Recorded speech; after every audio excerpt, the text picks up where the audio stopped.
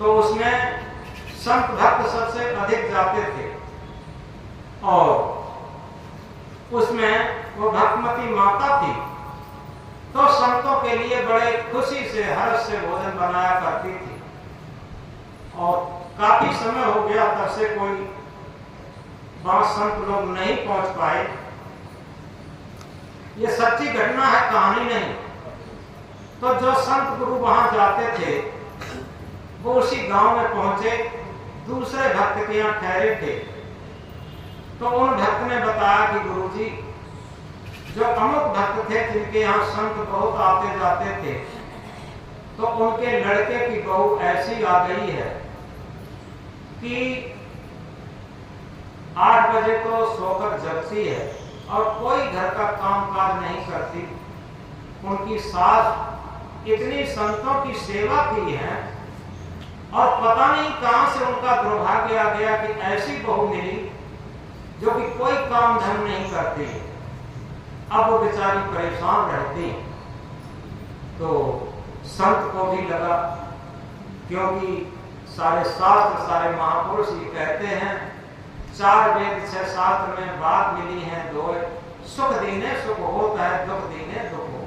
कारण काल की व्यवस्था रहती है और फिर भी ये कहां से कौन सा कारण उभरा जो उनका ऐसा दुर्भाग्य की ऐसी बहू मिली जो कोई काम धाम नहीं करती है, उल्टी उन पर ही नाराज होती रहती है, सास पर ही नाराज होती रहती है। तो संत बुलाए, बिना बुलाए ही उधर जाने को हुए। हिम्मत बांध के गए कि देखें क्या हाल है।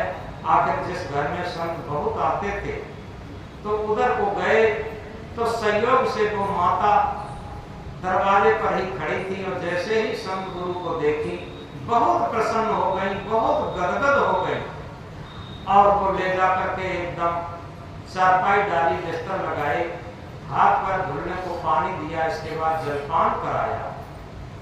जलपान कर ही रहे थे और वो बड़ी बूढ़ी माँ बैठी बातचीत हो रही थी और तब तक अपने कमरे में से बहू फनाती होकर के निकली, इधर से गई उधर, उधर से गई उधर, और वो लोग अपने हालचाल की चर्चा कर रहे थे।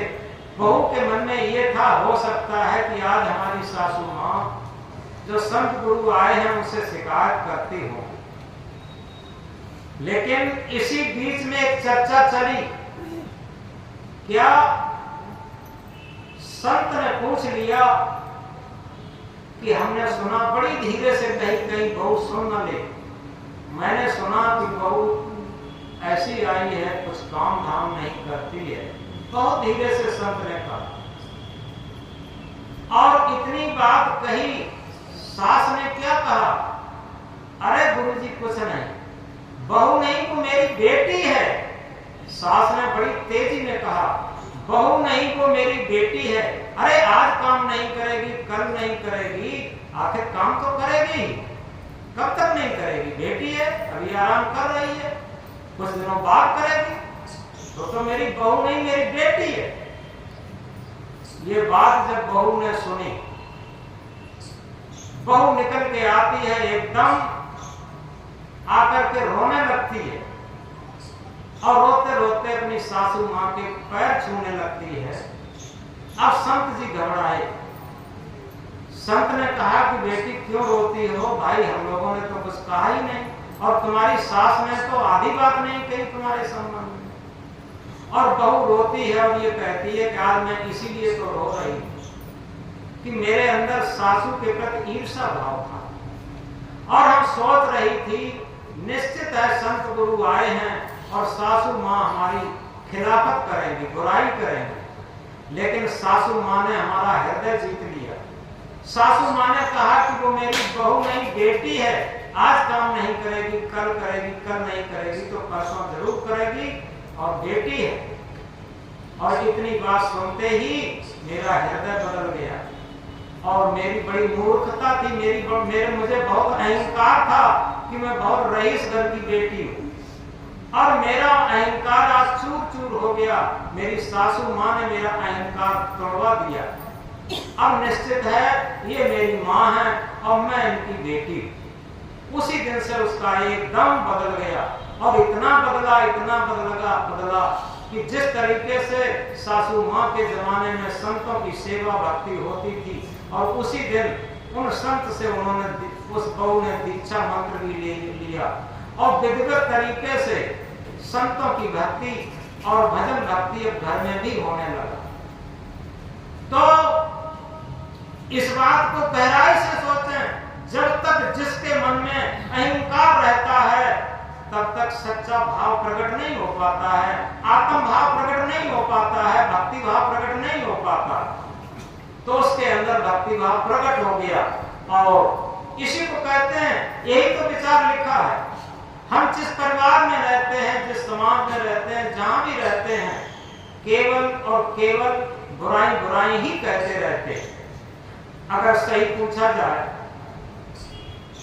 कि अभी एक जगह शांत पाठ करने गए थे, उनके 3-4 बेटे थे, और वो छोटे बेटे थे ही रोटी खाते थे, छोटे बेटे ने ही दाग लगाया था। तो हमने पूछा कि बड़ा बेटा कहाँ है जिसने दाग लगाया, वो आए पहले। तो लोगों ने बताया, नहीं गुरुजी, छोटे बेटे ने दाग लगाया। तो बिना कारण जाने बुलाया गया, हालांकि शांत पाठ का कार्यक्रम पूरा हुआ, और जिस लड़के ने, जिस बहू ने सेवा की थी, वही फूट फूट करके रो रहे थे अपने बड़े हुए थे। ये क्या था? यथार्थ में आज भी कुछ लोग ऐसे हैं जो अपने माता पिता वृद्ध को सम्मान देते, अन्यथा तो ये हो गया है आज कि माता पिता वृद्ध बड़े बूढ़ों को ये लोग समझने लगे हैं, चाहे मास्टर से रिटायर हुए हों, चाहे किसी बड़े पद से रिटायर हुए हैं, भले ही उन्हें पेंशन मिल रही है, लेकिन आधुनिक पीढ़ी ये समझ रही है ये भी कुछ जानते होंगे। ऐसा अहंकार बढ़ता चला जा रहा, बड़े बूढ़ों का कोई सम्मान ही नहीं रहा।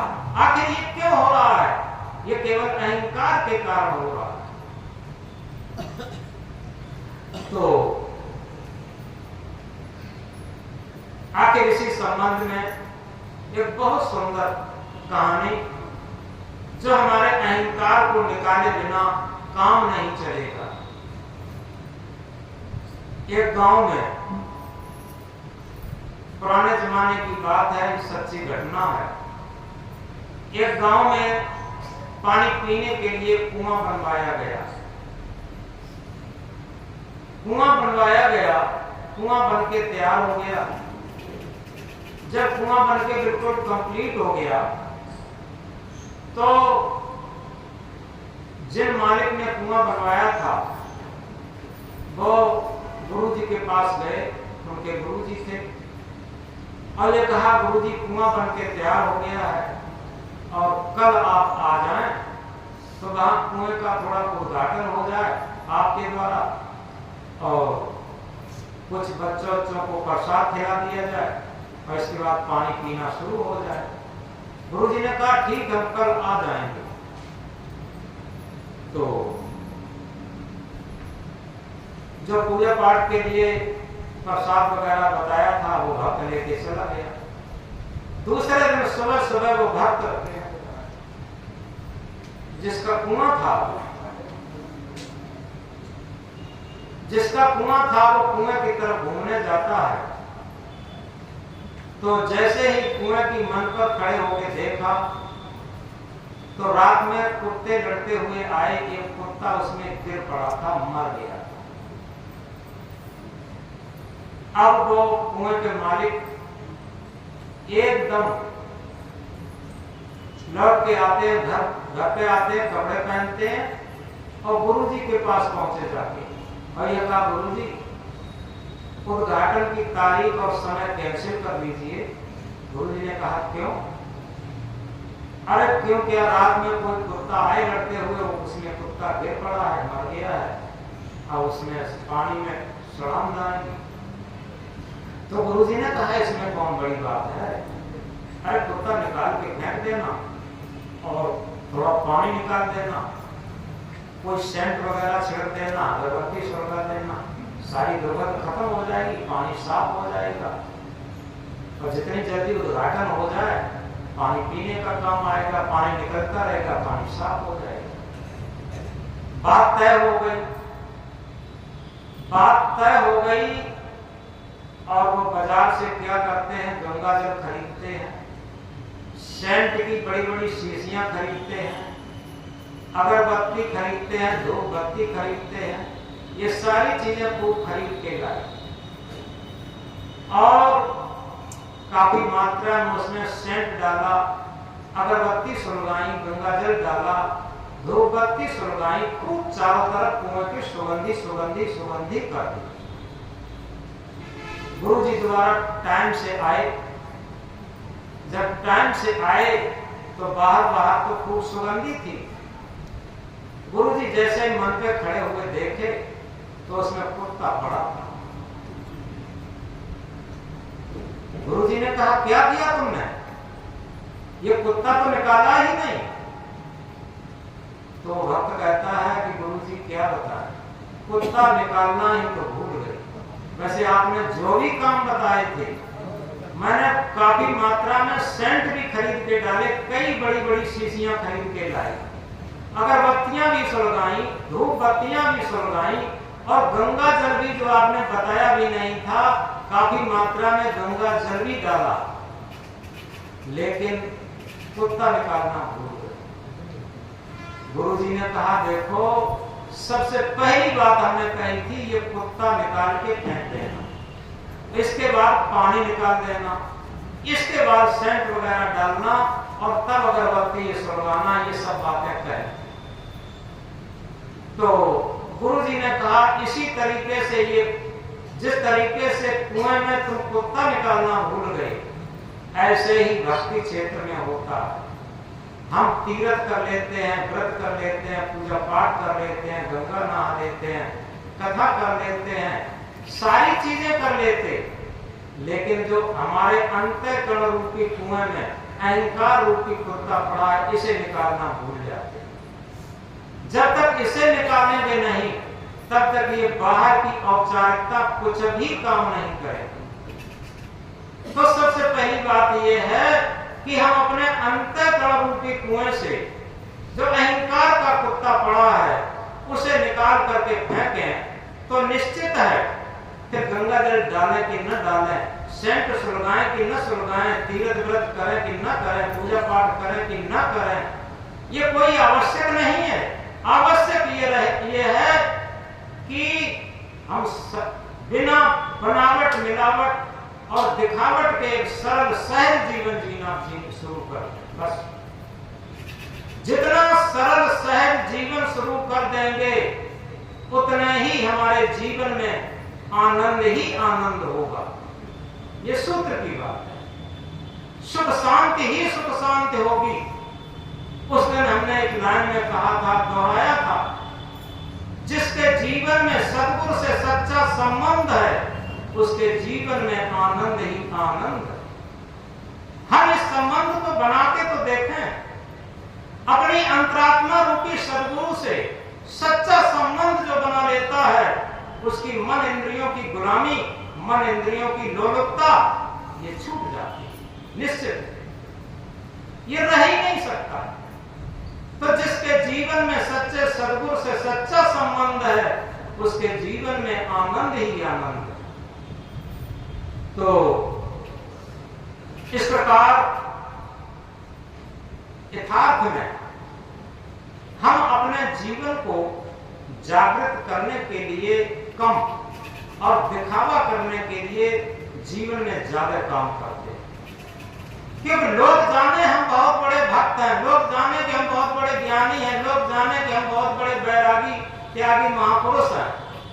हम कहते हैं लोग जाने न जाने कोई बात नहीं, दुनिया जाने न जाने कोई बात नहीं, हमारी अंतरात्मा जाने कि हमारा जीवन कैसा है।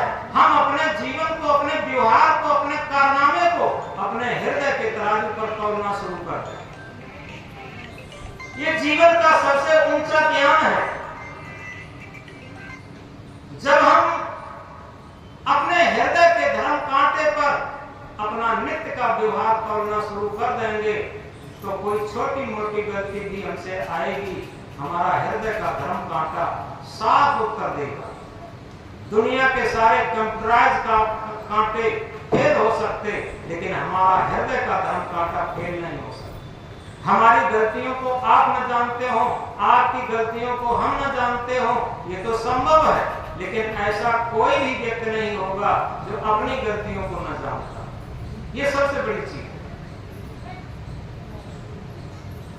और ये सारी गलतियां, सारे विकार, सारे मन इंद्रियों के लोलुपता, केवल हमें कुछ न कुछ नशा रहता है।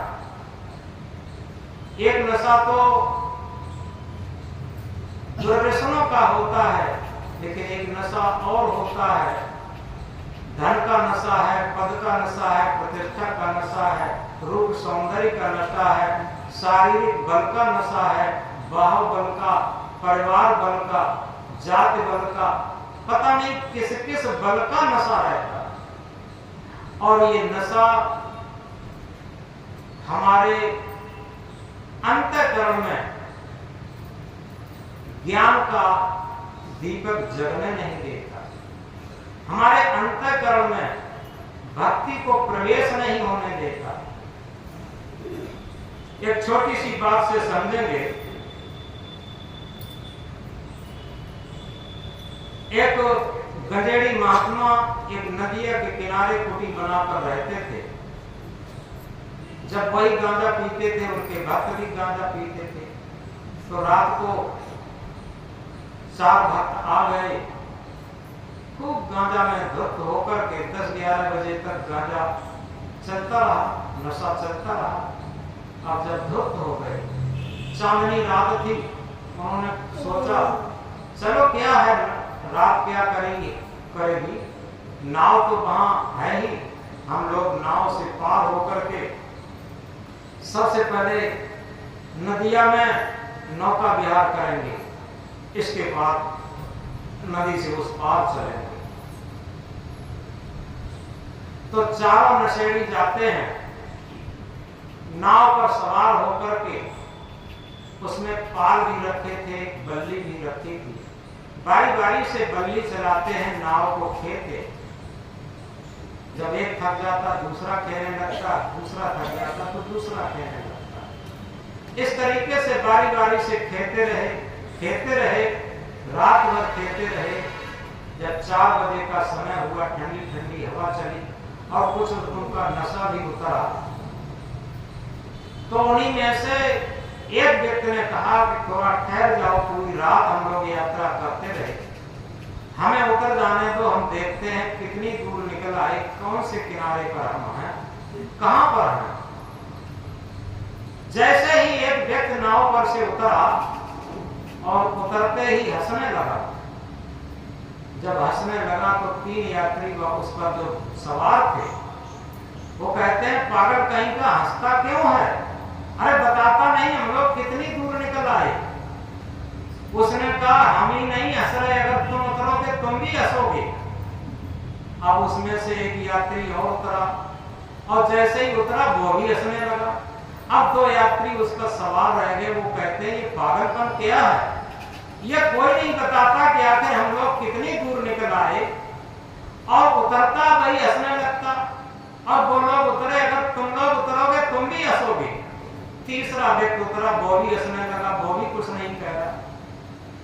आखिर सोच करके चौथा व्यक्ति उतरा, वो भी हंसने लगा। चारों मिलकर के जब हंसने लगे तो बोले कि हम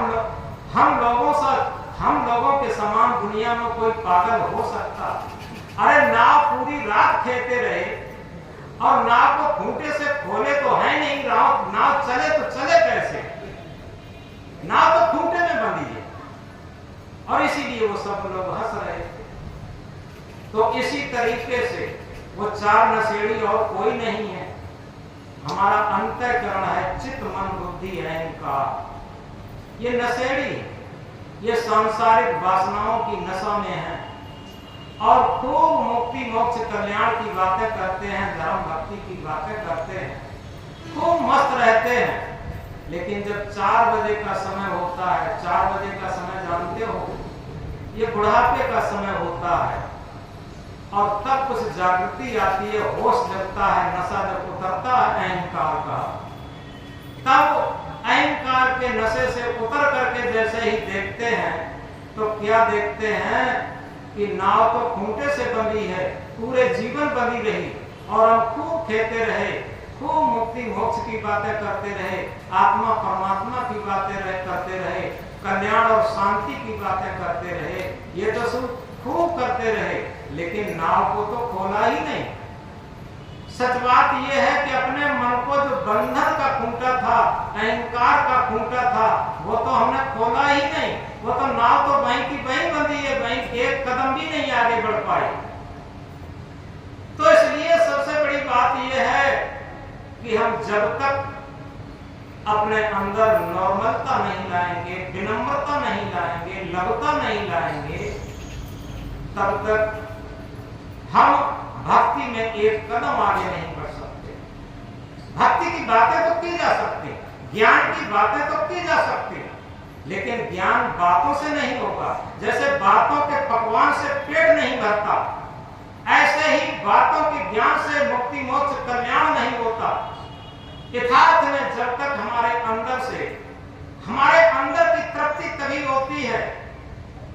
जैसे एक बात हम कभी कभी कहा करते हैं, छोटे छोटे बच्चे होते हैं, हम भी खेले थे, आप लोग भी खेले हैं, जो देहात के लोग भी हैं, छोटे छोटे बच्चे रहते हैं तो धूल में जाकर के घर घर खेला करते थे, घर बना लेते थे धूल का, और पौधों की पत्तियां लाकर के मिट्टी कर लेते थे, गीली मिट्टी लाकर के लड्डू बना लेते थे, और उन घर में मिट्टी के घर में पंगत खेलते थे, खूब लड्डू साहब पूरी साहब, लड्डू साहब पूरी साहब, लड्डू साहब पूरी साहब, खूब खेलते थे।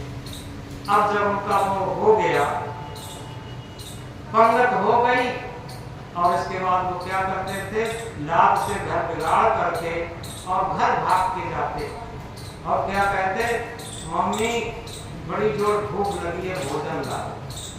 अब मम्मी उनकी मुस्कुराती हैं, कहती हैं अभी तो तुम लड्डू पूरी खा रहे थे, पंगत खेल रहे थे, अब तुम कहते हो भोजन लाओ, भूख लगी है, क्या भरे नहीं पंगत से। अब बच्चा क्या कहता, अरे मम्मी वो तो सब झूठ मार था, हमें सच्चा भोजन चाहिए।